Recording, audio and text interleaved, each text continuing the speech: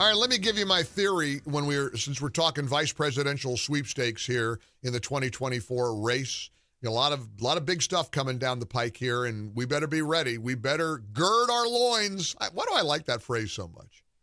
I guess because it sounds a little naughty. It just means be prepared, you know? Just gird your loins because they're going to come at us. They're throwing everything they can at us, and we better be prepared big time. So who will Trump's vice presidential running mate be? He's dropped a lot of hints, and a lot of people are mentioning Doug Burgum. Now, a few of the polls seem to be shifting. Whatever you think of polls, I don't shoot the messenger. I'm just telling you what they're saying. The Fox News poll comes out, shows Biden leading Trump 50 to 48% nationally. There was another poll, I think, either this morning or maybe last night, a Siena poll, I think, a Siena New York Times poll, shows the same kind of shift. And, of course, they're attributing it to his ridiculous 34 felony convictions in New York City.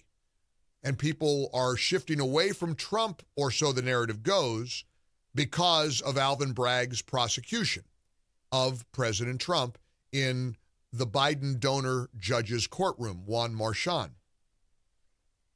Here's my theory. If Trump world thinks that he's losing momentum, they might turn to a vice presidential running mate that's kind of out of the clear blue, that's sort of a Hail Mary, that could really shake it up.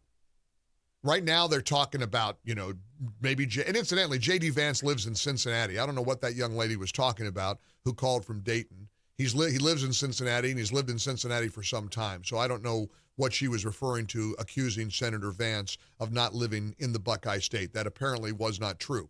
Anyway, I like J.D. Vance. I like Vivek Ramaswamy. I like Tim Scott.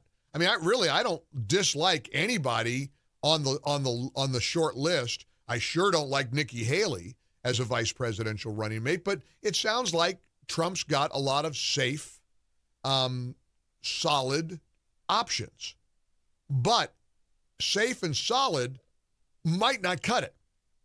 You may have to throw deep. You might have to pull a Hail Mary if the polling suggests that Trump's momentum is dwindling.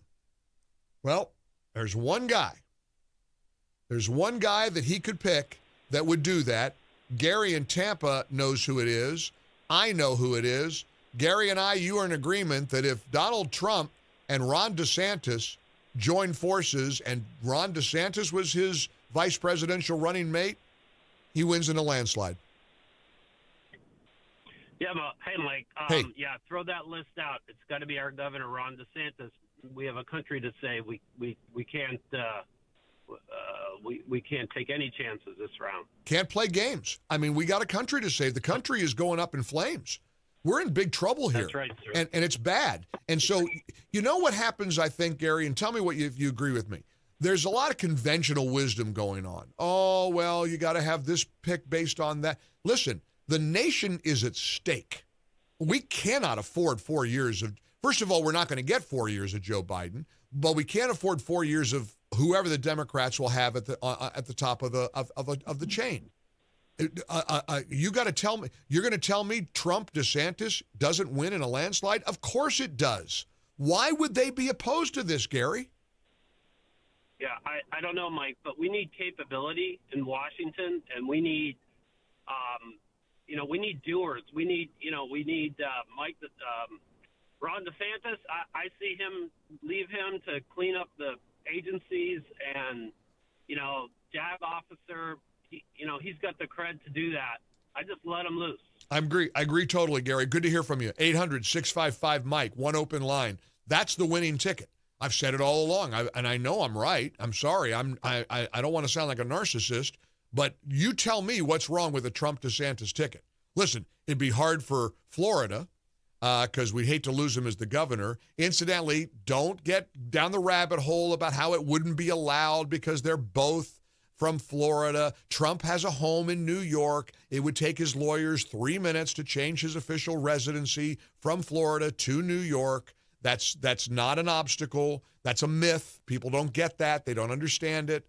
So don't worry your pretty little head about that.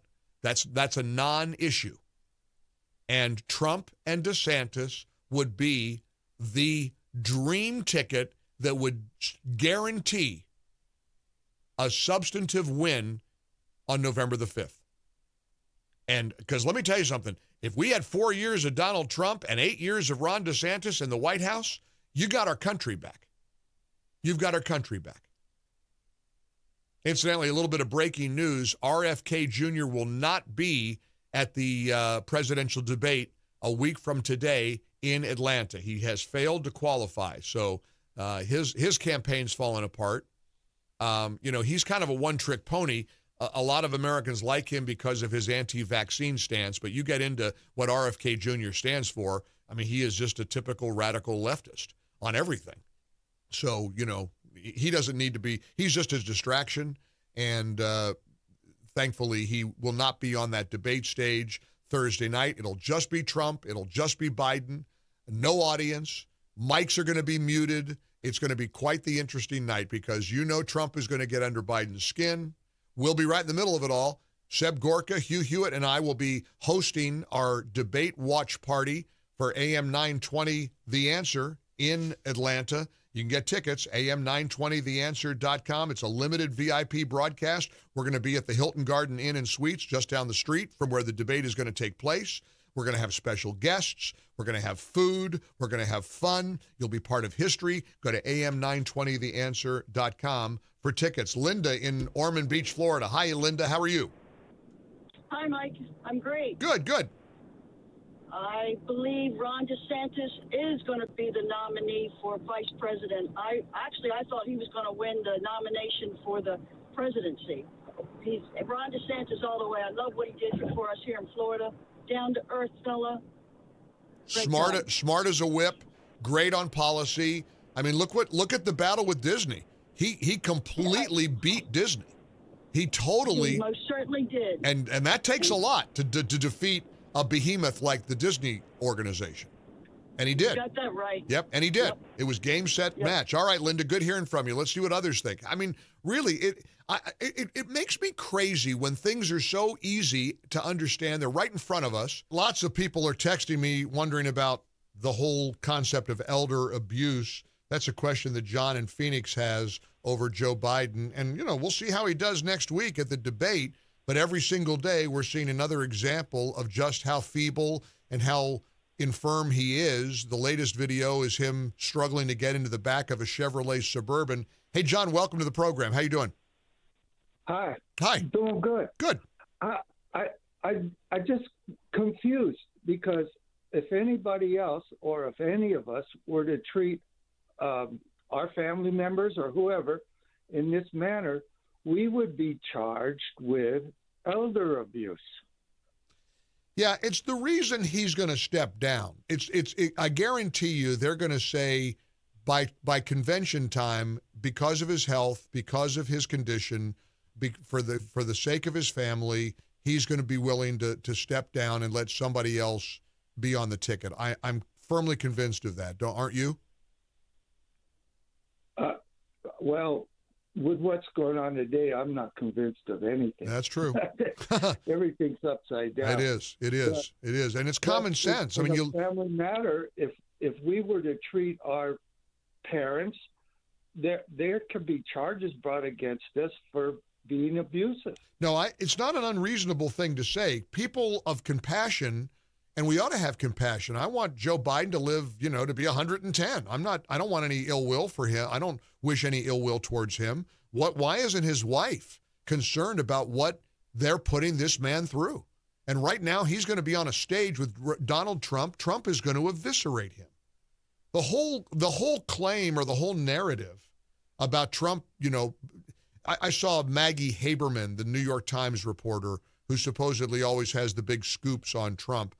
Allegedly, Trump felt that he interrupted Biden too much last time. I'm not real sure that President Trump ever has remorse or introspection over any of his performances. At the end of the day, I guarantee you he was probably ready to go. and said that he did a great job, and he'll be all over Biden next week. This debate is going to be one for the ages. Now, I don't know what it's going to look like format-wise, because with no audience, there'll be no cheering or booing or anything. There'll be muted microphones, which means that the only person you'll hear at any given time will be either Trump or Biden. And so it's going to be kind of a weird atmosphere, I think. But ultimately, it could make or break Biden's presidency if they keep him, all set to go, if they got him pumped up with something, or if they've got it, because they are panicking about poll numbers. Now, I know there's a Fox News poll that came out yesterday that now shifted and shows Biden up by 2 points. But also on Fox News I guess this was actually over on another network, I think CNN, but I want to play it because he's a pollster, Frank Luntz. A lot of people pay attention to what he says. He's been refreshingly candid over the deficiencies of the Biden polling. And here's what he says about a very, very shocking poll for the Democrats. To me, it's not that Donald Trump is winning so big in Iowa. That's not the story. It's that he's making it close in Minnesota. Minnesota is a reliable Democratic state. It votes Democrat in every presidential campaign. And poll after poll, I see Trump within 2 or 3 points in Minnesota. I don't think the media understands exactly what's going on right now. Yes, Trump dropped a few points after being found guilty on 34 felony accounts. But remember this, that would have destroyed any candidate as recently as 10 years ago. And the fact that Donald Trump is still even with, or in some cases leading Joe Biden after being found guilty of 34 felonies, oh my God, that is so significant. Luntz, I think, is absolutely right. A normal candidate in ordinary times, a guy getting convicted of 34 felonies would end the candidacy that day. It wouldn't even be close. He'd have zero polling. It would be over. It'd be completely over. And this Iowa polling is astounding. This was conducted by one of the most reputable pollsters in America. It's a woman. I forget her name. He's up by 18 points in Iowa. Trump is up 18 points. Now, what Frank Luntz is referring to are the states of the swing states, or the key battleground states of Minnesota and Wisconsin. And the argument is, if Trump is dominating that wildly in a state like Iowa, it's very conceivable that he'll win Wisconsin and or Minnesota. If he starts taking states like Wisconsin and Minnesota, it's over.